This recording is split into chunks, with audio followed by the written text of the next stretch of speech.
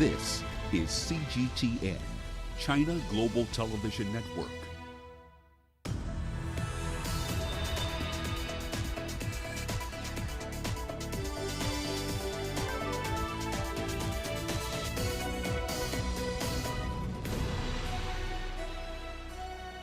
Hello there and welcome to Global Business Africa. We'll be giving you insight into Africa's business and financial markets. I'm Uche Okoronkwo, coming to you from Kenya's capital, Nairobi. Let's start with a look at the markets. Now, world stocks held their ground today, and analysts are saying that traders are weighing the prospects of strong corporate earnings coming out versus the backdrop of widening inflation risks from multi-year high crude oil prices. Now, MSCI's index of emerging market stocks traded flat today as Asian bourses were a bit mixed. Most in emerging Europe, Middle East and African markets gained slightly on the day. In South Africa, investors at the JSE are also hoping that another round of good revenue figures will certainly help to lift sentiment a bit this week. Now, also coming up on today's show, we'll be looking at how the ongoing military takeover will impact Sudan's economic path. Facebook faces what could be the biggest crisis in history.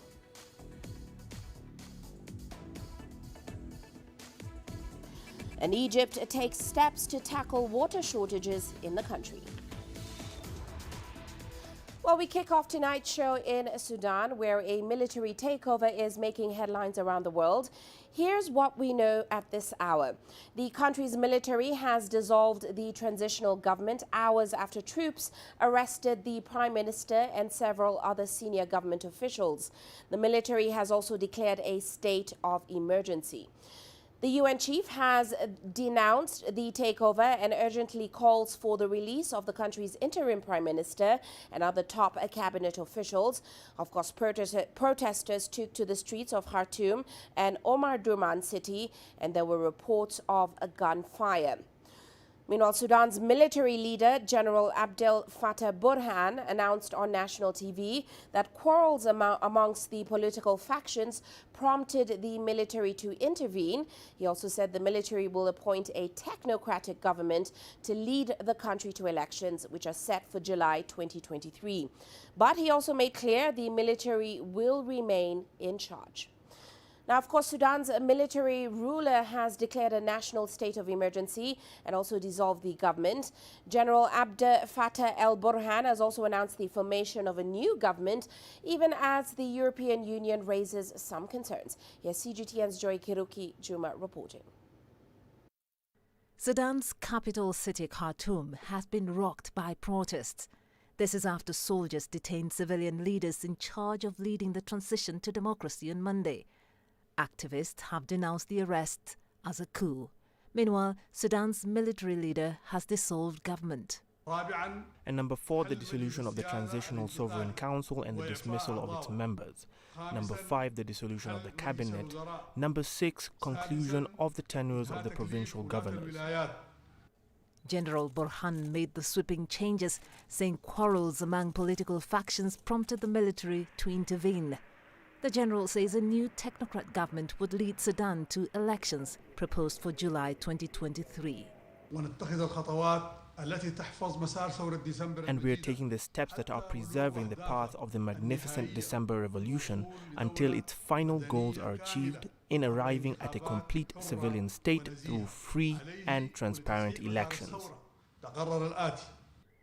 Internet services were cut across the country and main roads and bridges into Khartoum shut. The European Commission has expressed concern over the recent happenings in Sudan. The EU is very concerned about Sudan's military forces reportedly putting Prime Minister Hamdok under house arrest, and as well as detaining other members of the civilian leadership, and we urge for their fast release. We have seen also the reports of cuts of telephone and internet in Sudan. We urgently call for unrestricted means of communication to reach those in need. Violence and bloodshed must be avoided at all costs. The Chinese Foreign Ministry said China is also keenly monitoring the developments in Sudan and called on all parties to resolve their differences through dialogue. The North African country has been divided over its leadership. In the last 2 weeks, thousands supporting the transitional government have been marching in cities to back the full transfer to civilian rule. This as rivals staged sit-in demonstrations calling for a return to military rule. Joy Kiruki Juma, CGTN. Well, let's now further discuss the situation in Sudan with Professor Eric Reeves. He is a fellow of the Rift Valley Institute. Great to have you with us on the show today, Professor. Now, of course, following Monday's coup, we're hearing that analysts analysts in the country are saying that a return to dialogue again will probably take a while. They also say the country is likely to see a prolonged period of fighting this time. What's your take on the situation right now, and certainly the chances that Sudan will be facing yet another period of a showdown between the military and, of course, the people? I think we're likely to see an extended confrontation between the military leaders of the Sovereign Council and various civilian activist groups. I think the arrest of Prime Minister Hamdok and his ministers, accompanied by the violence we've seen today, makes clear that the military is determined to wield full control. The people of Sudan are not about to see their revolution taken from them, and I think we're going to see something very like the uprising of 2019. Well, this recent event certainly were a surprise because Prime Minister Hamdok was attempting to reform the country's economy. He implemented reforms such as slashing fuel subsidies. And of course, Sudan's economy is still in a deep crisis. It's struggling with high inflation, high food, fuel and medicine shortages. What is your take on his reforms, and how will these recent events impact any progress the country may have seen? I think it's important to remember how deep a hole, economically speaking, the al-Bashir regime had dug in Sudan. Over 30 years, it had largely destroyed the agricultural sector. There's very, very little hard currency in the central bank for imports, including fuel, food, medicine. Prime Minister Hamdok was making progress, although it was slow progress. Remember, US sanctions were only lifted last year. So international relief in the form of debt relief is really just starting to move now. Unfortunately, the consequence of the coup will be a freezing of international investment, extension of credits, and debt relief. And that will hurt the economy very badly. One of the things it's important to remember is that the military leaders, head of the Sovereign Council, General Al-Burhan, his deputy commander of the Rapid Support Forces, Hameti, simply don't understand economics. They don't understand it at all. So they wouldn't know progress if they saw it, and they don't understand the consequences of what they've done.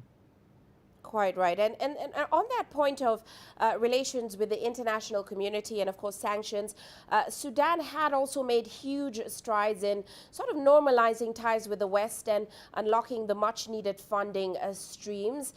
Given the international community's response that we've seen so far, I'm talking about the EU and the US, how soon could we see this impacting relations going forward?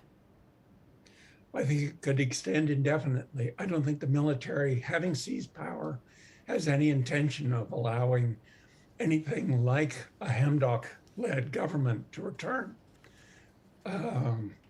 It's a very, very dangerous situation. The violence of today, 4 dead, 80 wounded, is a sign that we're going to see something like, again, what we saw in 2019.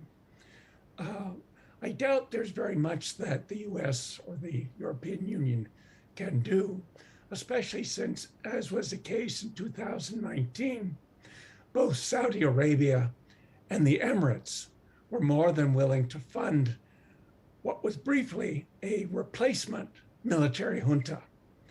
I think they have no interest in democracy or civilian governance, and they will bankroll to the extent necessary, this military junta as it becomes with the coup of today. Well, Well, we'll certainly continue to watch that situation closely. Many thanks, Professor, for your insights there. That, of course, is Professor Eric Reeves from the Rift Valley Institute.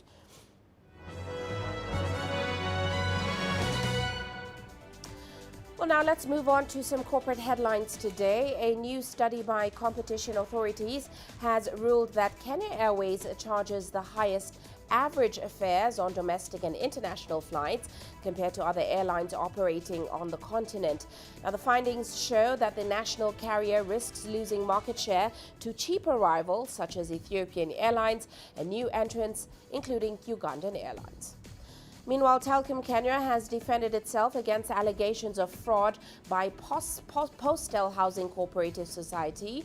This comes after a ruling that allows Postel to privately prosecute senior officials of Telkom Kenya over the sale of a 60-acre parcel of land worth about $126 million. Telkom Kenya says it followed due process in the acquisition, ownership and sale of the land. It further adds that criminal proceedings are targeting executives and directors who were not in the telco when the land deal was brokered in 1993. Meanwhile, Britain's HSBC Bank has announced a 74% quarterly profit jump to $5.4 billion and a $2 billion share buyback. The bank's profit growth was mainly driven by the release of cash reserves set aside in anticipation of pandemic-induced defaults. The bank's London-listed shares rose 1% to their highest in 4 months on the news. And the European Medicines Agency has started a review of a potentially groundbreaking antiviral pill to treat COVID-19. This has raised hopes for an easy-to-administer treatment for the deadly disease. This comes after Merck reported that molnupiravir could cut hospitalizations and deaths by half amongst patients with early symptoms of COVID-19. And that's a look at our corporate headlines.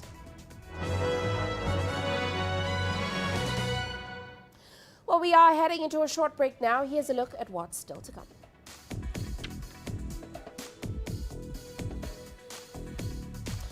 We'll be looking at what's at stake ahead of the climate summit happening in Glasgow soon. And Nigeria plans to unify the exchange rates of the Naira and Greenback in all markets.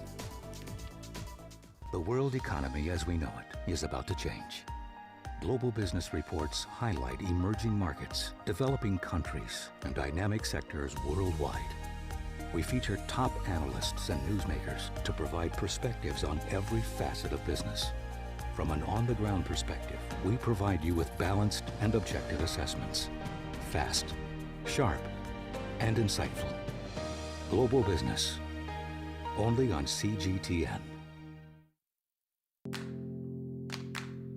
Every story starts out like this.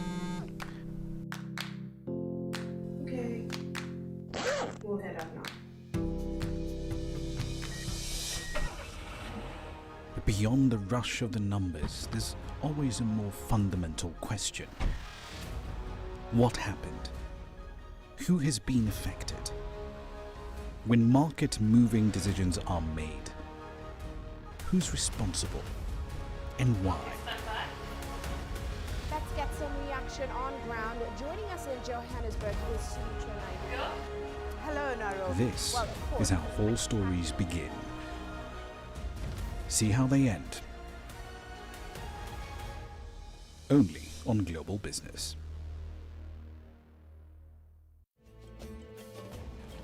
There's more to this place than just glorious landscapes. There's more to it than just, say, Table Mountain or glorious, endless salt flats. There's more to it than countries that are home to some of the deepest mines in the world. There is so much more to this place, even if it is home to some of the finest diamonds on the planet. It is the sheer diversity of the people who call Southern Africa home, and the relentless drive to make it a better place that make it so special. And we know that because this too is home.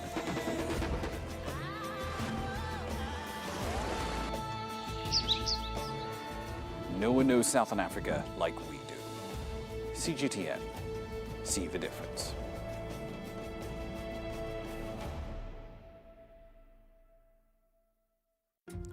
Africa is the nexus of enterprise, and global business will tell you why it matters. From the mega investment projects to multi-billion-dollar mergers and acquisitions. Africa today collects, just in terms of revenues from taxes alone, $545 billion a year. If you take 10% of that and you devote it to the energy sector, problem solved.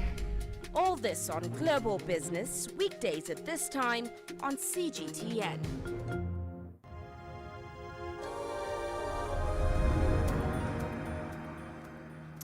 Welcome back. Now, Britain hopes the COP26 summit in Glasgow, which of course begins at the end of October, will adopt plans that will help achieve net zero carbon emissions by 2050.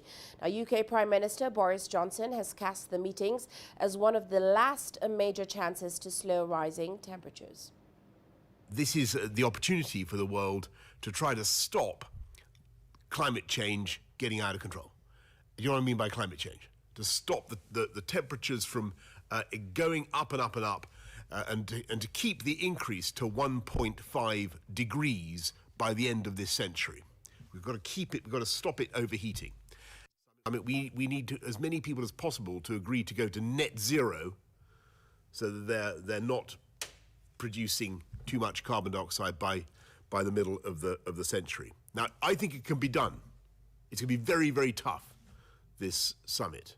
And I'm very worried because it might go wrong, and we might not get the agreements that we need.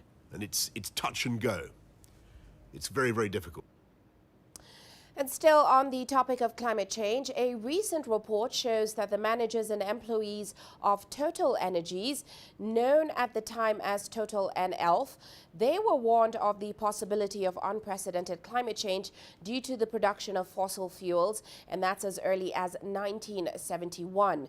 The document reveals how the multinational oil major reportedly deceived the public, policymakers and investors over the past 50 years. Well, let's delve further into the conversation around climate change and, of course, fossil fuel companies in light of that report. We're now joined by Landry Ninteretse, the Africa Regional Director at 350.org.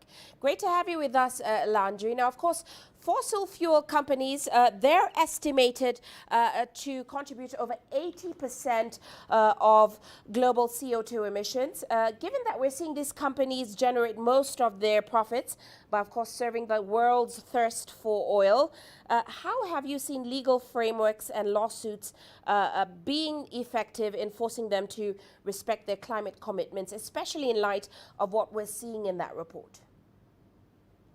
Good evening, Uche, and great to have you to have me tonight. I'll say that the legal framework in general haven't proved to be the most effective in terms of forcing or obliging fossil fuel company to reduce, to cut their emissions.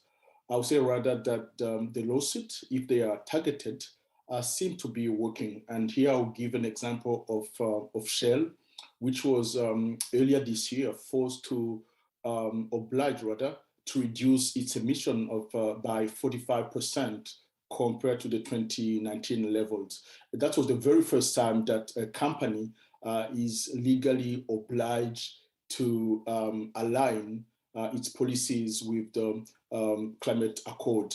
I would say that it would be naive to think that the companies like Shell, Total, and others who knew as of back as of the 70s and 80s, the risk associated with climate change and their emissions, and which prefer to keep silence and manipulating the opinion to think that they will be reducing the emissions on their own. They have to be forced by different binding framework, whether it's the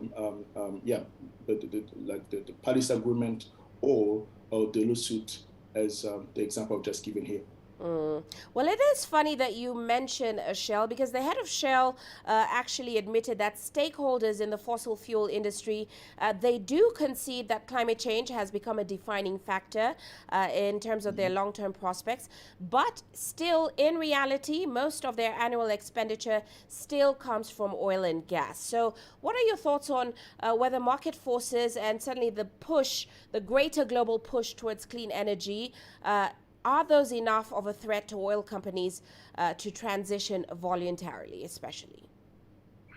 I think now, almost 2 years after the pandemic, we're seeing oil and gas prices being on the rise. However, in the long term, the cost of oil is due to decline, and we're also seeing renewable energy, the prospect for renewable energy being extremely interesting, and the cost of the products becoming cheaper.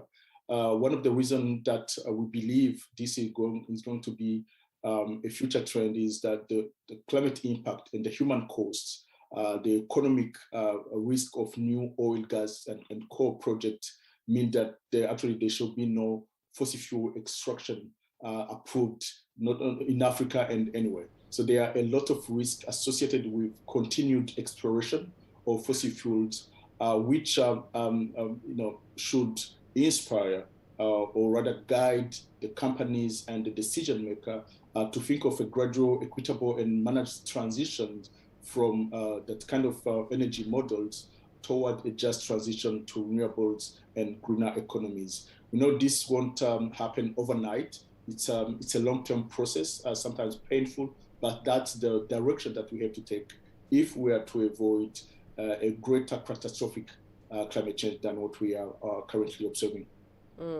It certainly won't happen overnight, given the world's dependence on oil. But as those COP26 negotiations start in soon, what do you expect then will be the discussions around reining in the fossil fuel industry and, of course, their financial backers as well?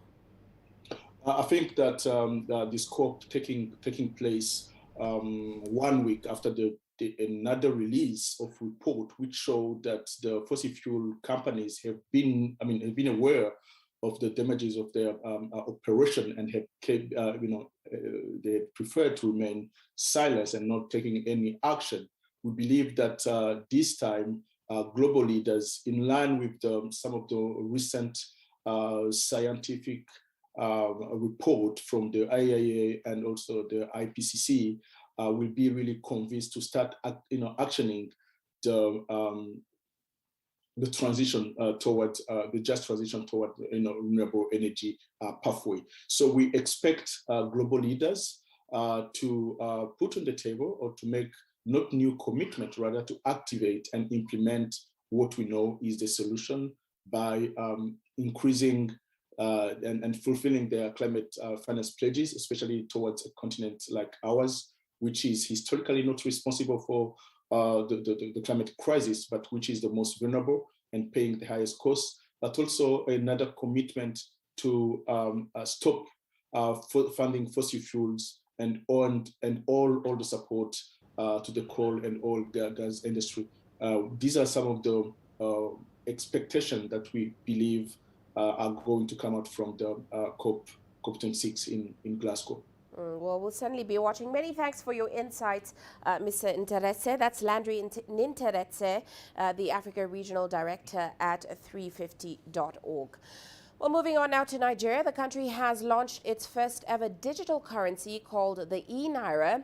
The African nation is one of the only few countries in the world to develop an official digital currency. Now, this is coming months after it barred its banks and financial institutions from facilitating transactions in cryptocurrencies. Well, our correspondent Phili Hazan now reports from Abuja, the nation's capital. The unveiling of the Nigerian Central Bank digital currency known as the e-Naira took place at the State House on Monday with the president and top government officials in attendance. The Central Bank of Nigeria Governor Godwin Emefiele says a worth of $1.21 million in electronic version, which is the e-Naira, has already been minted by a Barbados-based technical partner, Bit Incorporated. The company was selected by the government from several others to develop the digital currency. Governor Emefiele says the e-Naira application can now be downloaded on Google Play Store and Apple Store. He says when compared to the physical legal tender or fiat, the e-Naira has lower charges because the account holder of the e-Naira wallet will not be charged for daily transfers between accounts. The regulatory body had earlier banned cryptocurrency trading in Nigeria in February, saying that it was largely unregulated and risky. But officials say with the use of e-Naira, the crypto trading can now be effectively monitored and regulated. The Apex Bank had earlier announced the launch of the digital currency on October 1, but postponed the launch due to activities for the country's independence, which falls on the same day. Phil Ihaza, CGTN, Abuja. Well, Phil Ihaza has also been looking at foreign exchange in Nigeria. The government has been working on unifying the exchange rate of the Naira and the dollar at the official and parallel markets. It also plans to do this by improving the foreign exchange inflows into Nigeria. Take a look. For many years now, the gap between the official and unofficial exchange rate between Nigeria's local currency, the Naira, and the dollar has continued to widen. Now, the government says it plans to close that gap, improve the economy and the standard of living of Nigerians. Our goal is simple. We will develop quality infrastructure that will bring prosperity to millions of Nigerians in both urban and rural areas. Nigeria's Naira exchanges at the central bank's official rate of 410 to $1, but at various bureau de change, also known as black or unofficial market, it trades as high as 570 to $1. It's the worst state of the Naira since the country gained independence in 1960.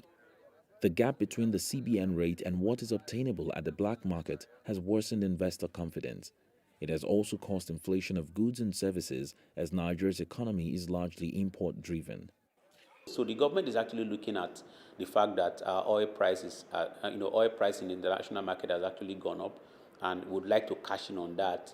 Since we now have more dollar inflow into the country, that will help to shore up the gap between demand and supply that we're currently experiencing. Crude oil, which is Nigeria's mainstay, is currently selling well at the international markets. It hits its highest price since 2018 at $85 per barrel early last week. But experts say beyond depending on proceeds from oil, the government needs to revamp other sectors like agriculture and prioritize tackling insecurity. If we are able to boost confidence, reassure investors that they will be safe and their investments will be safe and that they'll be able to repatriate their assets when the time comes, then and only then can we be able to really achieve what we set out to achieve. Anything besides that, we'll continue to experience this gap. President Buhari has now ordered the heads of security to intensify their offensive against criminals in various parts of the country. While such efforts are ongoing to boost investor confidence and improve the other sectors of the economy, millions of citizens may have to hope for brighter days with the state of the Naira, which the government aims to improve before the end of the year. Phil Ihaza, CGTN, Abuja. And let's head to Zimbabwe now, where the government has welcomed the support from countries in the Southern African Development Community. That's as it marks the Day of Solidarity against illegal sanctions on Harare. This comes as the regional bloc calls for unconditional removal of sanctions imposed in 2001 by the European Union and United States. And that, of course, was due to a land reform program that saw white farmers expelled from the country and their farms redistributed by the government. Zimbabwean President Emmerson Mnangagwa delivered a televised address on Monday, a day declared as Anti-Sanctions Solidarity Day by Southern African Development Community leaders. Marches and gatherings were held in various provinces of the country, calling for the unconditional lifting of the embargoes described by President Mnangagwa as, quote, unilateral, illegal, unjustified and unfair, and which were imposed on frivolous and unsubstantiated grounds. I'm outside the United States Embassy in Harare, where anti-sanctions activists are marking 939 days camped here. They say they will not leave until their demand of the removal of sanctions has been met. Zimbabwe has been under US and EU sanctions targeting specific individuals and entities since 2001 and 2002, respectively. However, President Mnangagwa says they have adversely affected social service delivery and lowered the quality of life of ordinary citizens. He said his government would continue its re-engagement drive, insisting the country is a friend to all and enemy to none. A United Nations Special Rapporteur is currently in the country and expected to wrap up a 10-day fact-finding mission on the impact of the sanctions this week. Farai Mwakutuya, CGTN, Harare, Zimbabwe. You're watching Global Business Africa. Let's take a short break now, but still to come on the show.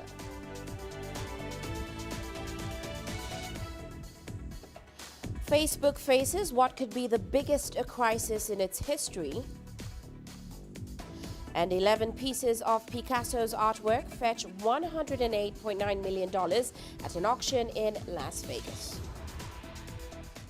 Change is on the horizon. Through the shifting of time, Africa's emerging tech landscape is creating new channels. There's a hunger for local African content globally. Shaped by innovation, carved out by a new generation of digital entrepreneurs, sculpted by a mobile revolution, trickling down to the most remote corners of the continent. TechSpot is seeking out the new concepts in technology, disrupting Africa's traditional sectors.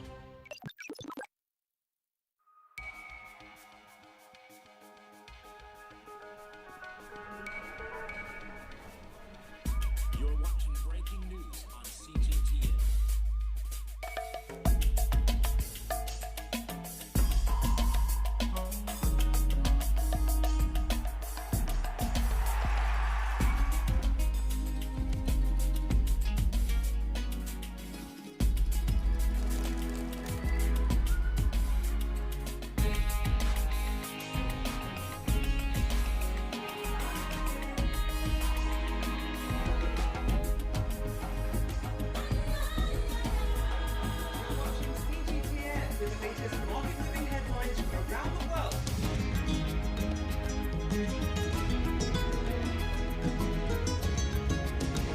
Welcome to the world today on CGTN.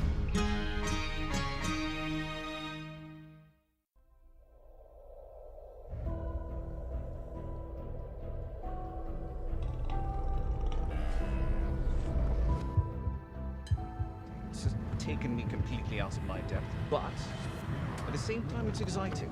It's new, it's different, it's a challenge. It's really exciting.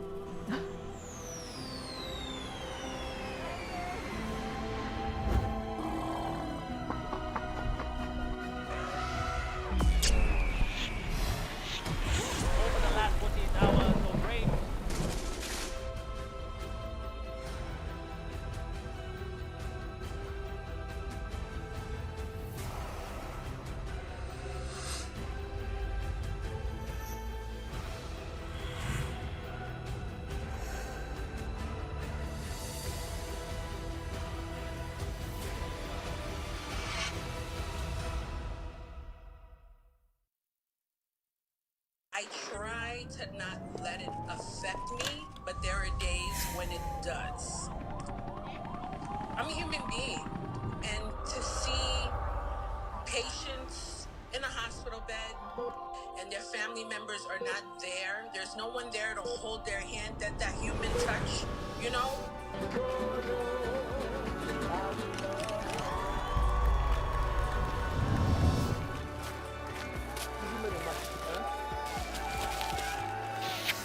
I just hope everyone can remember that the situation is not permanent and that everything will get better eventually.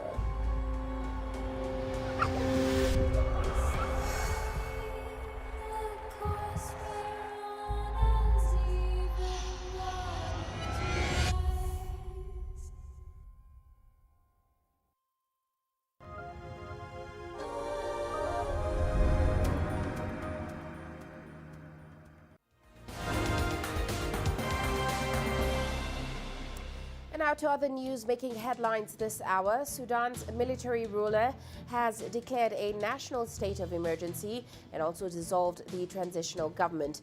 General Abdel Fattah el-Burhan has also announced the formation of a new government, even as the European Union raises concerns.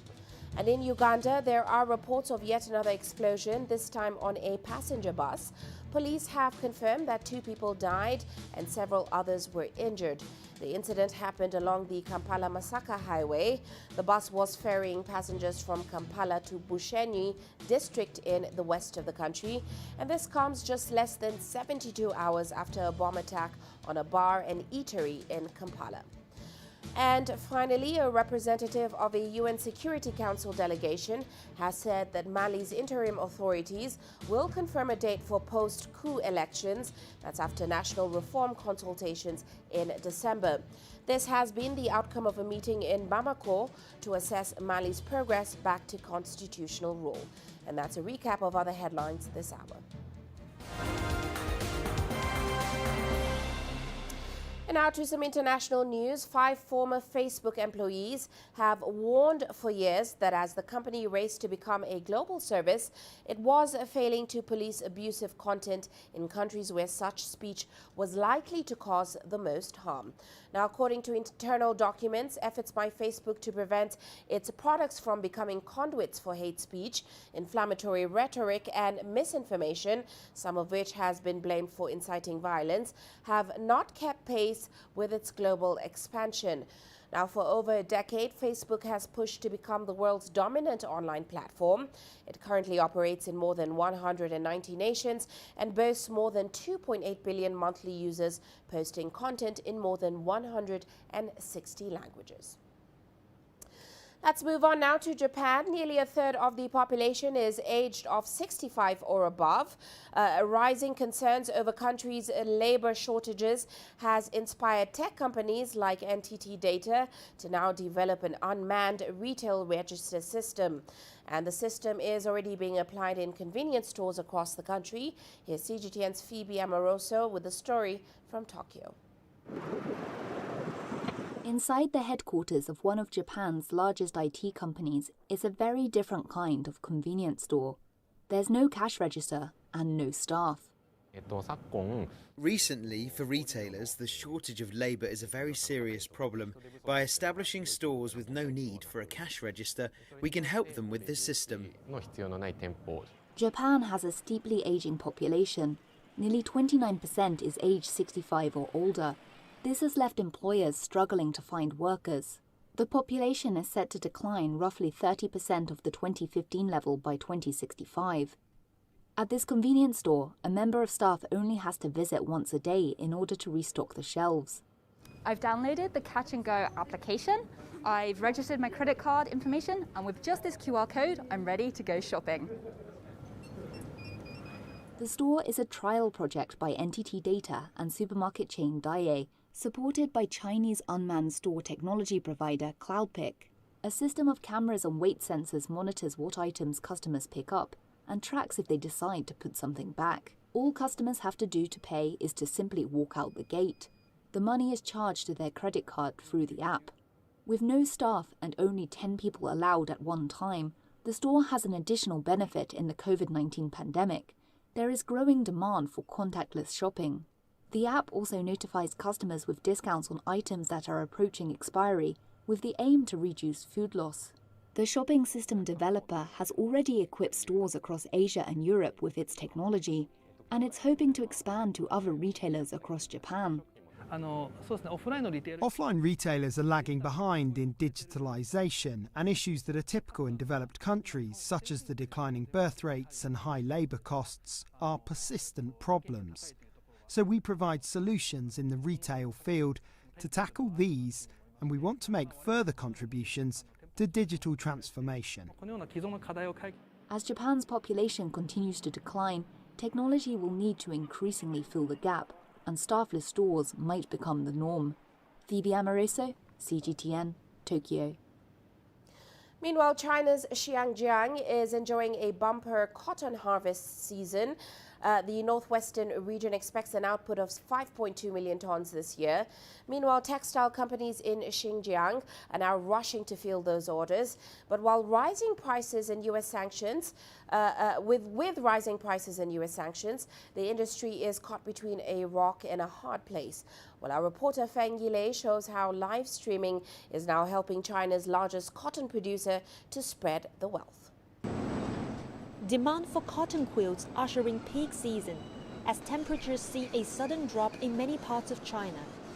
In Changji, one of Xinjiang's major cotton producing regions, a textile manufacturer who prefers not to be named has reaped an early surge in sales of their cotton beddings thanks to live streaming. Zhou Wenjing, one of the company's hired live streamers, says the account she uses now has gained more than 10,000 followers in just a few months. The number of orders placed on all our live stream platforms is about 500 to 700 per day. Customers all over the country have come to buy our quilts after sanctions were imposed on Xinjiang cotton in April. Their support for Xinjiang cotton is mainly patriotic. Some say they don't need a quilt, but still buy one to support us. The company's professional live streamer team work in almost every part of the factory. So the whole process of quilt making is in plain sight for the consumers to see. Many people may worry the cotton used is not of good quality and will take them to see all the raw materials. Customers will feel it worthwhile buying an authentic Xinjiang cotton quilt. And as they place an order, we also have a great sense of achievement to support my income and sell Xinjiang cotton all over the country. Through live streams, a wide audience can also learn about the lives of ethnic minority workers in Xinjiang's textile factories, which are often accused of benefiting from products made with forced labor. Live streamers say facts speak louder than words. I've gone from being a junior employee to a team leader. Now my monthly salary can reach over 7,000 yuan. I'm quite satisfied with that. I feel working at a textile factory is not bad, whether it's the working environment, living conditions, or this position, which I'm capable for. A manager of the company says both sales volume and production volume have continued to double annually since 2018. Their sales volume hit an all-time high of 27 million yuan, about $4 million, with live stream sales accounting for 20% of the total. None of us expected our sales in April would be 3 times higher than that of the same month in previous years. Products made of Xinjiang cotton are far from enough for the Chinese domestic market. By the end of this August, our sales volume had already surpassed all of last year. Along with the growing sales, the manager says the amount of salary and welfare benefits are also increasing. And it's getting even easier to expand the market, as live streaming brings in new clients and keeps loyal customers coming back. Feng Yilei, CGTN, Changji, Xinjiang. Meanwhile, Chinese migration around the world has brought new cultures and business to many countries and regions, and Mexico is no exception. Indeed, a growing Chinese community in the city of Tijuana, across the border from California, is now working to preserve its roots while adopting the local culture as well. CGTN's Alistair Baverstock reports. More than 4,000 kilometers from their hometown in southern China, a group of migrants gathered to sing a hymn remembering their roots, My Chinese Heart.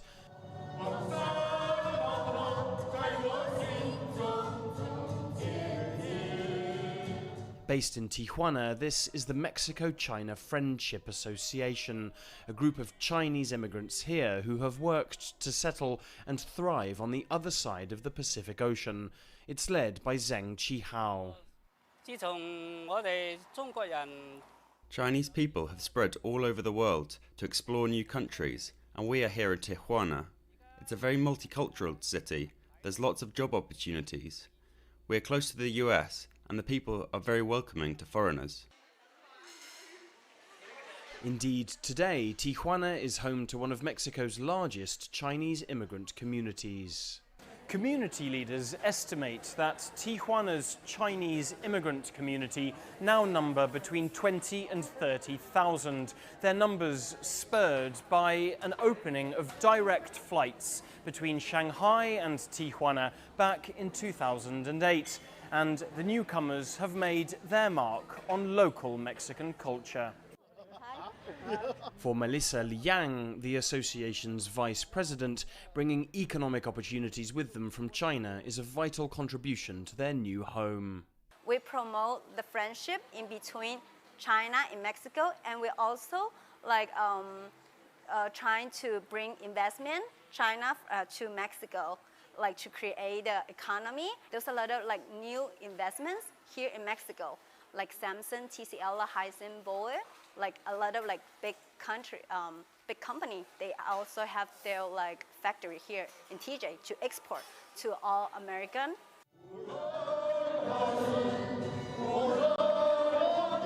The song finishes with a chant they will send back to China.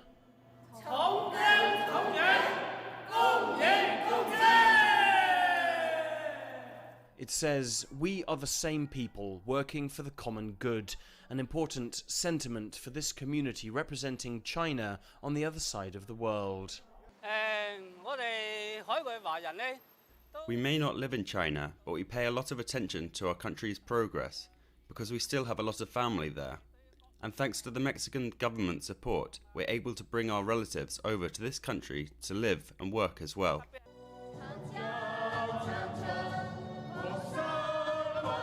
As Chinese immigrants in Tijuana stimulate both cultural and business ties across the Pacific, the city is set to benefit.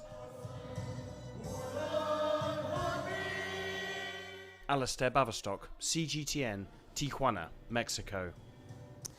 And moving on now, 11 masterpieces by famous painter Pablo Picasso have fetched about $108 million at a Sotheby's auction in Las Vegas. Now, the artwork went under the hammer at the Bellagio Hotel and Casino, which is known for its extensive art collection. The sale is ahead of what will have been the Spanish painter's 140th birthday. The crown jewel of the auctioned collection is the Femme au Beret Rouge Orange, which sold for nearly $40.5 million. That's after a starting price of estimated at $20 to $30 million. Two other iconic portraits sold are the Homme et Enfant and the Buste d'Homme, which sold for $24.4 million and $9.5 million respectively. On that note, let's take a look at commodity markets today. Oil prices extended pre-weekend gains to hit multi-year highs. They were lifted by tight global supply and, of course, strengthening fuel demand in the U.S. and beyond. That's as economies recover from pandemic-induced slumps. Meanwhile, gold prices continue to hover close to that key $1,800 per ounce level. They have been supported by a weaker dollar as investors assess how the U.S. Fed will respond to inflationary pressures after the chair said inflation could last until well into next year. Well, let's take a short break now, still coming up on the show.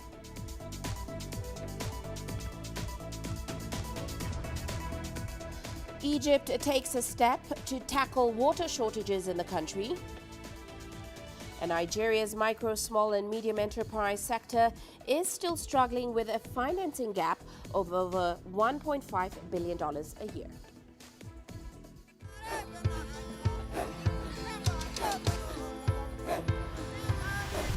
Africa is a continent of diversity, with varied climates and enchanting geography, and a people so distinct, but with a shared enduring spirit.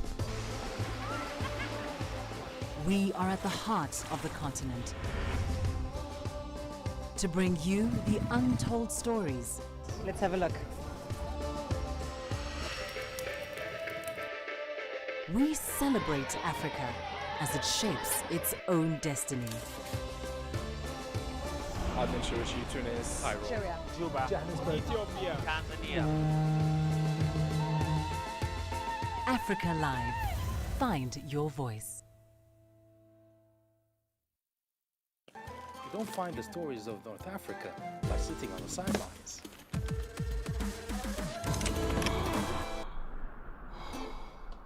No one else will take you where we can in North Africa. And no one else will show you what it's all about. CGTN, see the difference.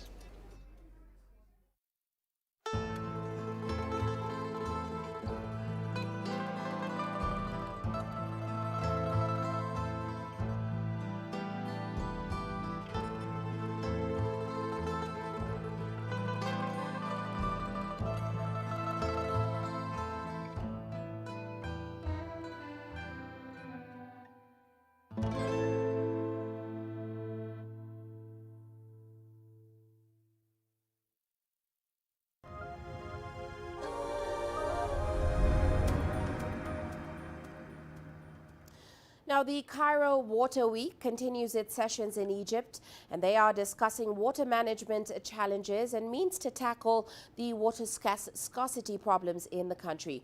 Well, our Yasser Akim is bringing us more about regional cooperation in order to maintain water security. Water scarcity is key to sustainable development. The UN estimates 1,000 cubic meters of water per person annually as the minimum amount to achieve water security for any nation. They say that the 20th century was the century of oil, but the 21 is the century of water.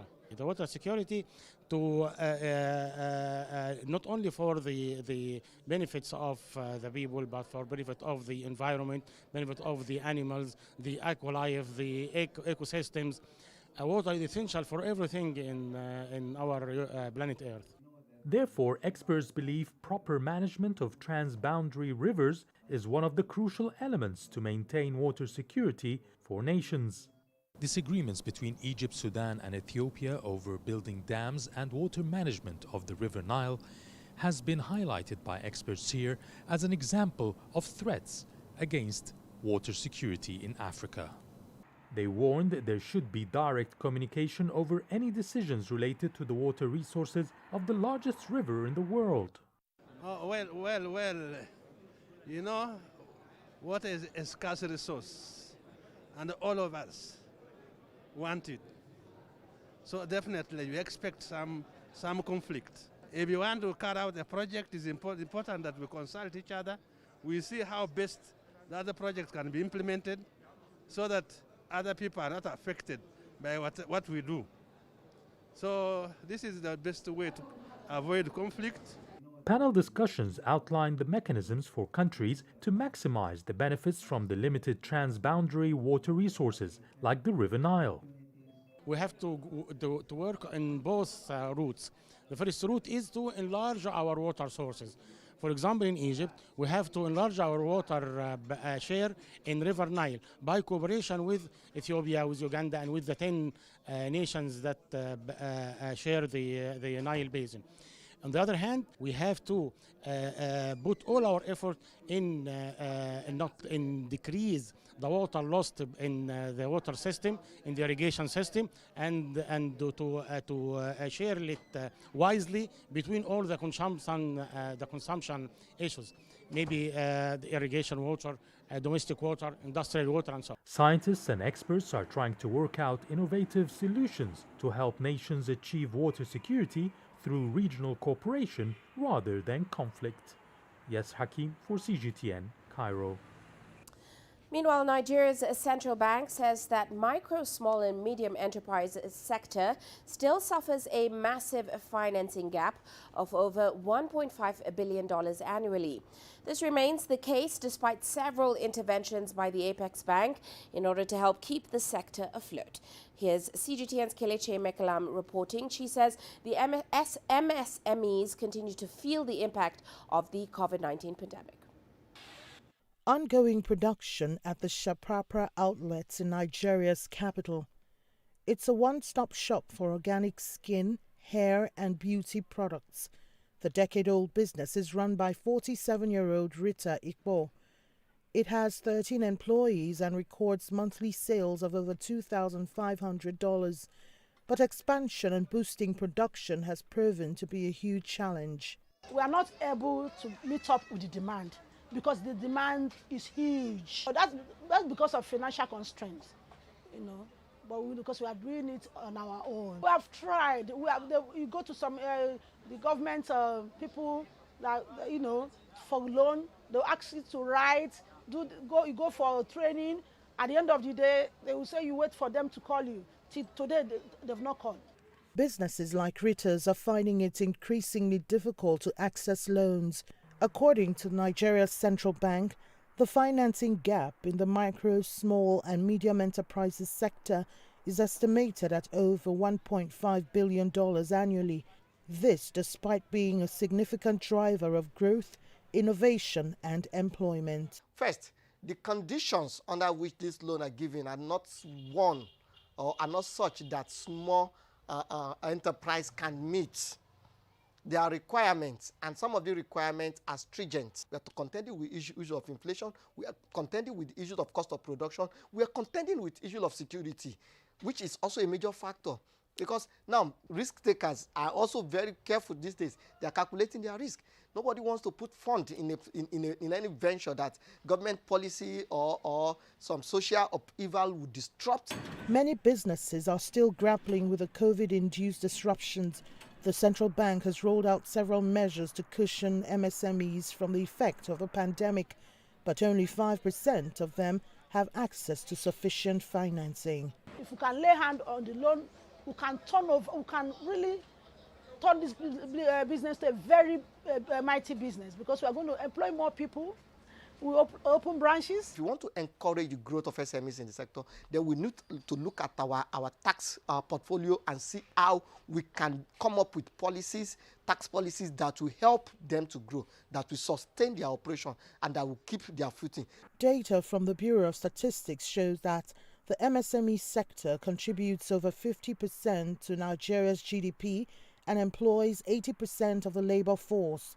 Economic watchers believe that the government would need private investors to drive the growth of MSMEs, but authorities would have to work on lowering interest rates, developing infrastructure, and formulating favorable policies to boost investors' confidence and allow businesses to thrive. Kelechi Emekalam, CGTN Abuja, Nigeria. And before we leave you today, let's take a quick look at Africa's currencies. Now, a weaker dollar certainly helped some of those emerging market currencies today. South Africa's rand gained 0.3% on the day, opening slightly stronger. It was supported by higher precious metal prices. Meanwhile, Kenya's shilling trading weaker today due to continued dollar shortages in the country.